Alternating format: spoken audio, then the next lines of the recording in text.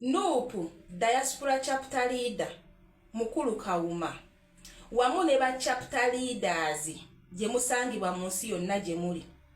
Bwe kibanga ba comrade bavuddeyo ne beemulugunya ku weakness eri mu diaspora today anda obukulembeze bwo nga gwe Kawuma, naye ate nga mmwe kye mwasazeewo oba gwe kye walabye okukola amangu ago kwe kubuukira zirayibu ezimu ez'abantu nga Seremba oboyo gayi mwoyo gwa ggwanga okugezaako okudifendinga obunafu bwo mu bukulembeze bwo. Mwana wattu kiswaza kyennyamiza. Ekyokulala bwe kibanga just emia chapter diaspora leader oba chapter leader gwe wenna nga oyina endowooza nti babagambako batya bakugambako batya nti mmwe temulina kugambwako, then awo mba ndaba nti muli mu system yennyini gye tugezaako okulwanyisa eya Mwami Museveni, okuba nti gavumenti ya Mwami Museveni tegambwako n'okuba nti esindise ensi yaffe kusalye ku gundi ku level gy'eriko kati nti tebagambwako, bakola bye baagala. Nammwe ekyo kye mwatusindiseemu nga mmwe ba chapter leaders abakola emirimu gy'obwannakyewa egitali misasulire. Ekyokulala, ensobi gye mwakoze oba mwapamye ne munamala ne mwesaaba bbi kwe kukwata minutes ezaali mu meeting gye twalimu nga mmwe kennyini mmwe bakubiriza ba meeting eyo kuba gwe waliko, ne mukwata minutes ezo ne muziwa omuntu nga Seremba agezeeko okuteekawo propaganda ku comrade oba ba comrade abavuddeyo okubalaga obunafu obuli mu diaspora today.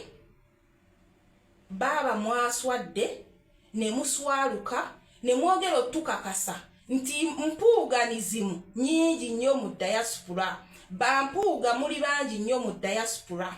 Nze we nakakasiriza nti muli bangi kwe kulaba bagaizi abamu aba Ekyoto International nga kana akasajja akayitibwa ka Ivan Bruce ako ne ku mpuuga kagezaako okulaga nti omukulembeze kyakoze si kituufu. Abantu abakayanya ekintu kya mpuuga nti mpuuga okubeera nti bamugjeyo ne bamuswaza oba ne bamugamba nti no aveyo yeetonde, ye mmwe bantu be bamu abakomyewo okubeera nga mukayanira mu defendinga obunafu obuli mu diaspora. Ate era you're the same people abavaayo ne mugezaako okukayanya ba comrade oba okwatakinga ba comrade abagezaako okumulisa torch mu bakulembeze abanafu. Ekyo kyeyoleka lwatu nti kozi gye tuliko si gye muliko, gye tuliko si gye muliko. Bwe kibanga okubakuba mu torch mwe mwalabye nti babakosezza nnyo tebalina kubagambako. Bwe kiba nti nno mu diaspora mulimu abakulembeze abalina endowooza nti social media tejjaako oba terina kyekola ku kukyusa kwa ggwanga ng'essaawa zino eno singa si social media singa si social media kyemumanyi nti nno obulungi nti message yaffe eyita ku social media, naye ezo ndowooza ziri mu ba diaspora leaders nga abasookerwako be bali mu UAE. Simanyi oyo Brian Simanyani be balina ezo endowooza. Bwe kibanga tuyina abantu abeeyita ba leaders naye nga muteekako bannammwe bipropaganda ebyokugamba nti muyina zipayroll kwe babasasulira okubanga babataakinga nga ba leaders, ebyo biva mu baliida b'omu UAE. Omuwala simanyi Mariam wa Kyagulanyi ne video wagijjeeyo olwaka pressure ke bakutaddeko oleete bisiiti za payroll. Tewali gwe basasula wabula buli muntu eyavuddeyo akyogera ku lwansi ye kubanga kye kituufu. Mwali badde mugamba nti amaanyi agaaliwo luli eri katubale okuva 2019 paka 2022 netudde okuva kaŋŋambe 2022 late 22 paka 2024 kiri kitya? Mukulu Kawuma, ekituufu under your leadership Nuupu eri so weak oba ebikamize so weak mu diaspora. N'abanyampi bangi nnyo abatuyingiddemu abasasulwa essaawa zino eno nga bali ku side ya state oba bali ku bampuuga muli bangi nnyo essaawa zino temukyali ku mulamwa guli eri kyemuva mulaba temwagala kugambwako. Nze ngenda kubeera nga mbategeeza nti oluvannyuma lwa Amani ayine byona okustepinga aside nga chairman wa chapter leader, chairman wa chapters mu diaspora, the chapters mwatandika okuddirira. He was a very, very active chairman ku executive way. Amani yali amanyi omulimu gwakola. Yali agukola nga naye akimanyi nti agukolera ku lwansi ye, naye mmwe kennyini mwamulwanyisa. Ne mumuteekako akazito n'astepinga aside. Naye okuva we yastepinga aside gwe n'okwata tawulo, obukulembeze bugenze buddirira n'amaanyi oba force eyali mu diaspora yakendeera.